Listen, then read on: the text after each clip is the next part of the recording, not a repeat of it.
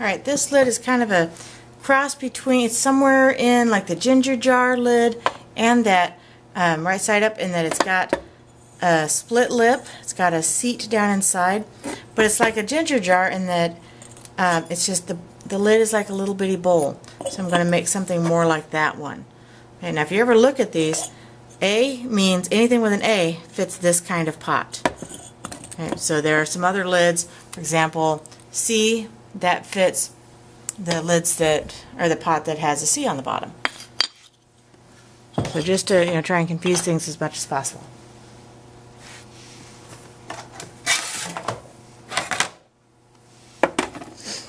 Oh, already had that. You probably noticed that before I did. You, whoever might watch this.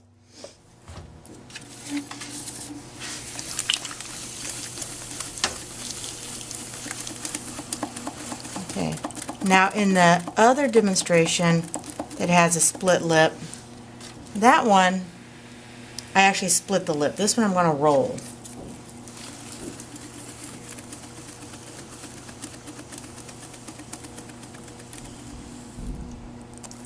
Okay. So I start out with a pot that's pretty much normal. But I'm going to roll the lip in to create a seat with the lid to set down on, that you will set the lid on, or the lid will sit. Okay. Now the pot can be round, it can be straight up and down, it can come out. Yeah, you've got options there.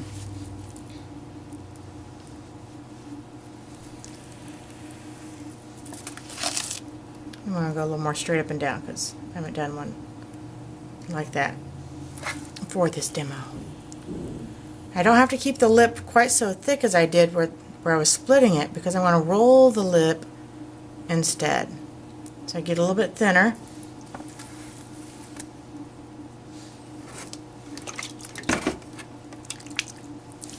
Got lots of glue on my hands because I've now been throwing a little while here to get all these demos done.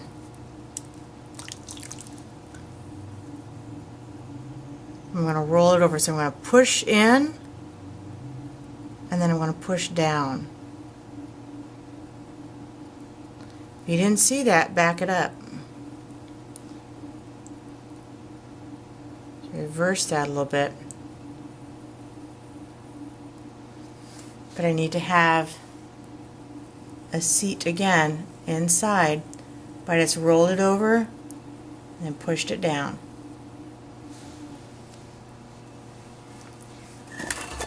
Okay, so I've got that inset lip again. Now this lid is going to sit pretty much like a ginger jar in terms of how you make it, but it's going to sit down inside like one of the other ones. Again, this is clay I had left over from another lid, the ginger jar. That is where you store ginger. Theoretically, if you store ginger root. Okay, before I do anything else, I really need to measure my pot, which I neglected to do. And measure the inside bottom of that seat. So again, I measured right there, not the hole. Okay, so it fits inside the calipers by quite a bit, and then you make a little bowl. I'm going to go back and forth over the center a little bit so it's less likely to crack. Compressing the clay is really important.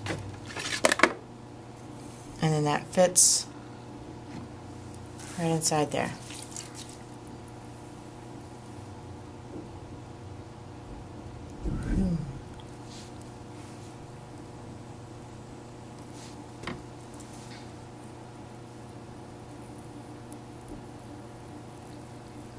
And I like to press that back in some. And then again, your best bet is to hair dry it so it stays nice and round. You don't booger it up like I just did, because I did booger it up a little bit.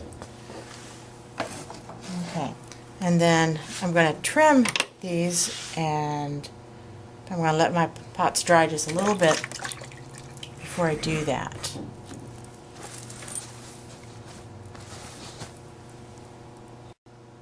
Okay, on this one, again, it sits down inside that lip, and I boogered it up a little bit when I was cutting it off because I didn't hair dry it. Again, make sure that you're hair drying these before you cut them off. Use the large double-ended loop tool. This one's actually getting a little bit too thin. It's been around here a while, I think. This is still just a little bit soft. I'm kind of rushing a little bit. That is not in your best interest. Also, if you've got dried up crunchy stuff in your loop tool, that's also not in your best interest, because that's not cutting. There we go. Got to use something with a sharp wire, so if it's all crusty, it's not going to cut very well. And think about the size and shape of your walls. And how thick are they? Is it rounded? Is it kind of square? What's going on there? We're using the pot as a chuck, so you don't have to put anchor pieces on your lid. On this one, you'll probably want to put a handle, otherwise it's going to be really hard to pick up, especially once that's glazed, especially if you use a really shiny glaze.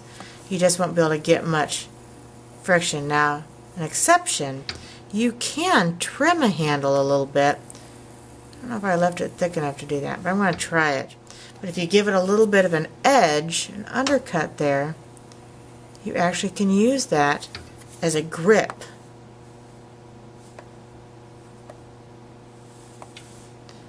If you dry this a little bit more before you start trimming, you won't have to keep stopping to pick that up.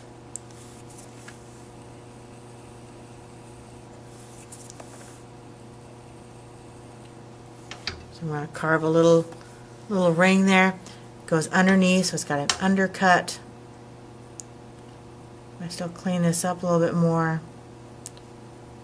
So I'm trimming it both for aesthetics, and in this particular case, I'm also trimming it for a function. But because it's really soft, I could easily mess it up. I'm going to trim a little bit. Just going to push a little bit underneath there. I'm going to wet my fingers. I don't want my fingers wet enough to drip down and make the lid stick. But I want my fingers wet enough I'm going to be able to smooth that.